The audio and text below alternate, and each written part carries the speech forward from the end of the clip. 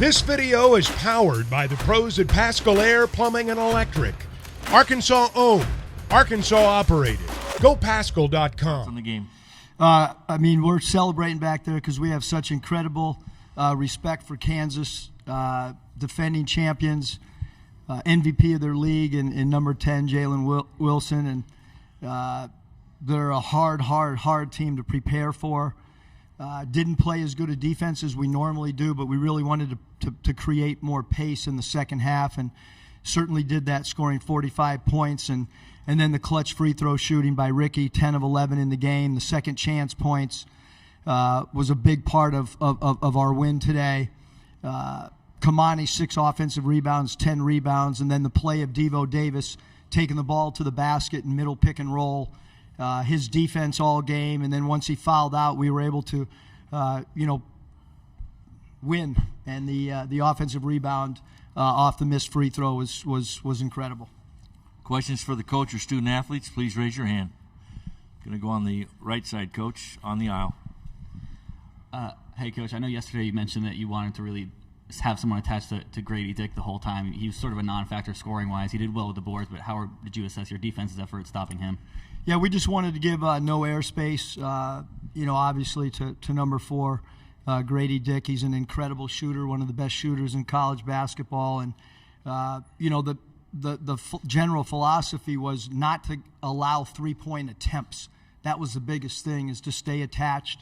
And that's also why, they did a good job, I thought, of exploiting us hugging up on him by their middle pick and roll and their flip screen, because Adams got some easy baskets inside, and we fouled him a few times off that roll, but we just didn't have a tag man because we did not want, Grady to see any daylight.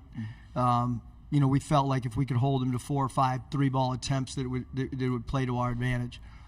Again, please help the transcriber with your name and affiliation. We're going to go on the aisle here. Thank you. Yeah, Bob Holt, Arkansas Democrat Gazette. Eric, you alluded to that crazy play. You don't want Ricky to miss a free throw, but it turns out you get it back and he hits 2. Could you elaborate on that a little bit? And then, Ricky, could you kind of go through it? You miss it, but then you get the ball and you get 2 more free throws. Go ahead, Rick. Oh, yeah. Obviously, I didn't want to miss. Spent off. I think Jordan Hustle got a tip, and I remember it tipping off of Jalen Wilson and coming right to me. And I was like, either I can attack this, because I was literally at the free throw line when I got it, or I could pull it out. So I just decided to attack. I knew worst case scenario, I'd probably get fouled if I wasn't going to make it. So, and then I made both of those. So then I think it was up 3 after that. Yeah, I would have to go back, Bob, and watch the tape, because I was thinking about what we needed to do at the defensive end, whether Ricky made it or missed it. So that was going through my mind. I had called a couple of the guys that were not lined up on the 3-throw line to explain what we wanted to do as far as switching on dribble handoff, switching on pick and roll coverage. And then I think it was Jordan or Kamani. One of those guys kept the thing alive. And we talk all the time about pursuing loose balls like a defensive back in football, and you have to wrestle it away from a wide receiver. And that was kind of a scrum, and we did an incredible job of just kind of willing and squeezing the ball. Maybe you and Devo, this second straight year, Arkansas has knocked off a number 1 seed. I think before that, 0 for 10. That's hard to do, obviously. What does it mean to you? What was the key today, did you feel like, Eric and then Devo? Well, I've been coaching a long time. That's as great a win as I've ever been a part of.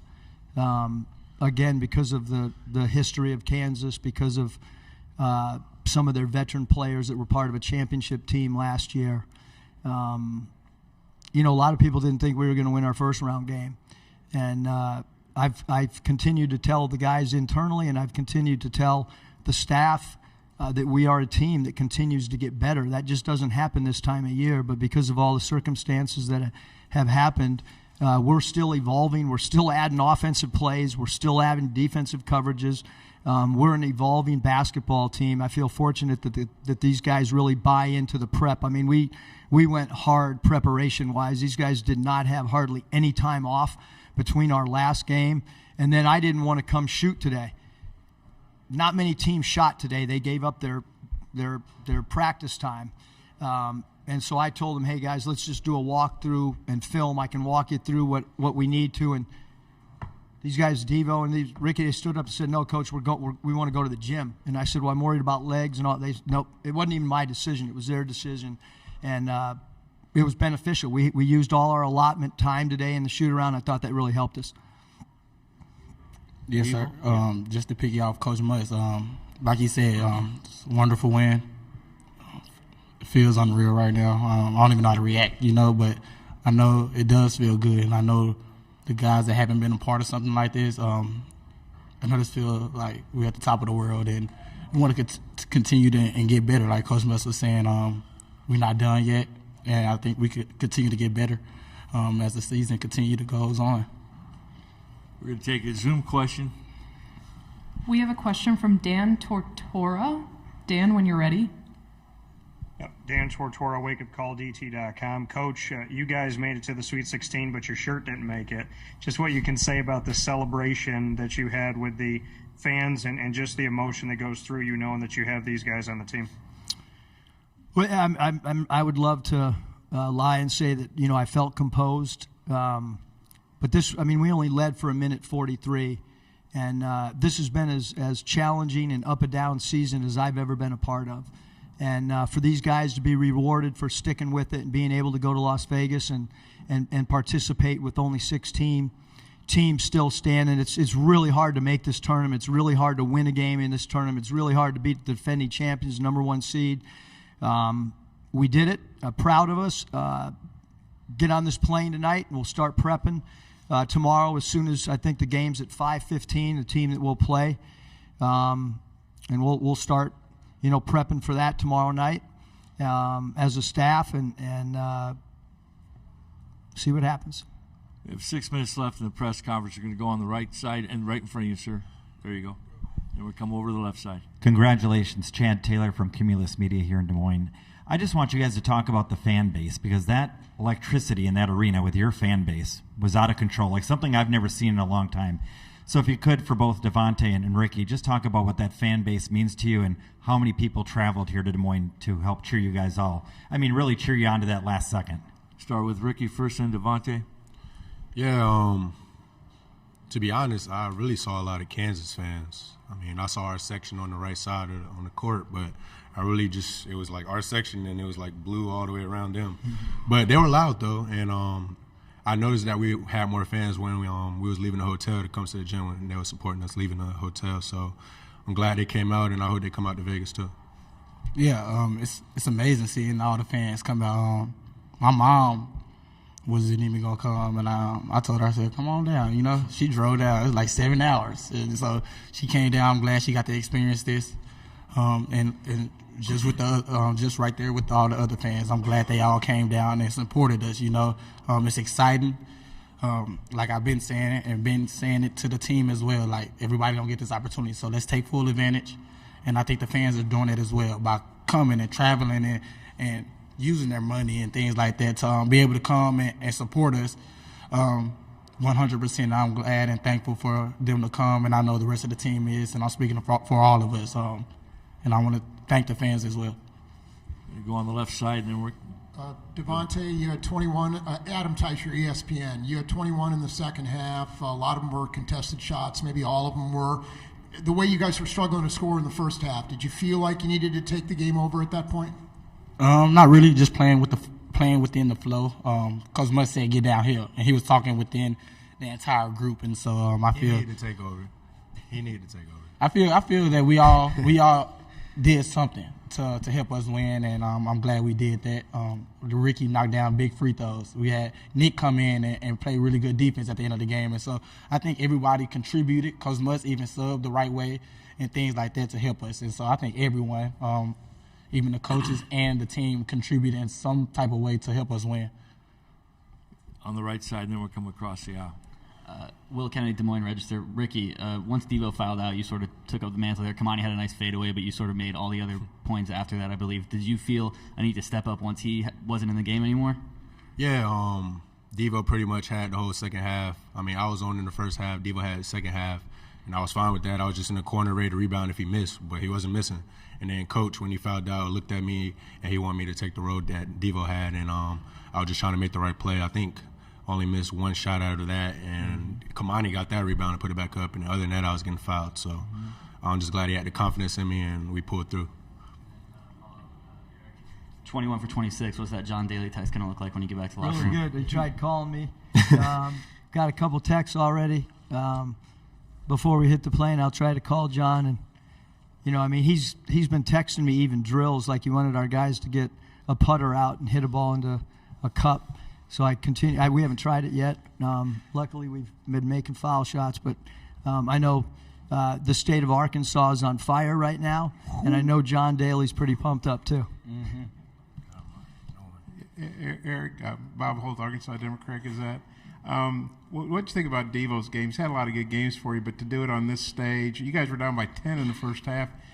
Just what do you think of his game and how he came through? And then Ricky, this guy said, really took over. I think scored 7 of your last 9. And then Kamani's, I know it's a lot of stuff. Kamani's tip, kind of like San Diego State game, but maybe even bigger, just the impact of that. Yeah, Kamani's got an incredible nose for the basketball and comes up big in clutch situations. And there's been good matchups. We've stuck with the same lineup the last 2 games. I think he had a really good matchup with his reaction and nose for the ball. We were disappointed in the first half. We didn't go to the basket. We didn't get downhill. We settled. We took 5 threes like in the first 3.5 minutes. That was not the game plan, but sometimes when you're open, you got to take those. And we ran a middle pick and roll with Devo predominantly in the second half, and then Ricky took over. Much like Ricky did in Maui, we ran. We got away from it a little bit, but he had 4 assists tonight too. So I think his point guard ball handling skills are somewhat underrated. When we have put him in pick and rolls, he's been extremely effective. And then Devo with his snake dribble, going right, coming back left, swinging hook shot off the wrong foot. Pretty amazing, but he kind of does it all the time. Final question in the back row. Yeah, Eric, Adam Kilgore with the Washington Post. 3 straight Sweet 16s, to a chance to get to 3 Elite 8s in a row. What's the common thread? Why has this program become so good during March? Really good players. You can't win at any level. CYO, grade school, high school, college, pro, G League, national team, unless you have really good players. You're not going to win, and we have really good players. We have guys that have insane buy-in, incredible buy-in. Like I said, we're still practicing today with the short turnaround and an early game, and guys have played a lot of minutes, but they felt like going on the floor today would help them or put them in a better position to win. So I feel really fortunate to coach this team, last year's team, high character guys that hate to lose and really compete. And start a conference play, it didn't look good for us, and we kind of hung around and won some big games and lost some really tough games against some really good competition. We just told everybody, stop, don't listen to the noise, worry about what's going on internally in this locker room, and let's just keep getting better. And like I said, I thought our Illinois game was as good as game we played.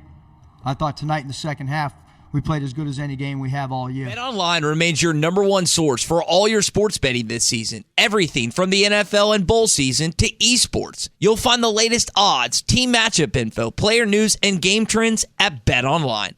BetOnline features live betting, free contests, and live scores for almost any sport or game imaginable. We're the fastest and easiest way to bet on all your favorite leagues and events.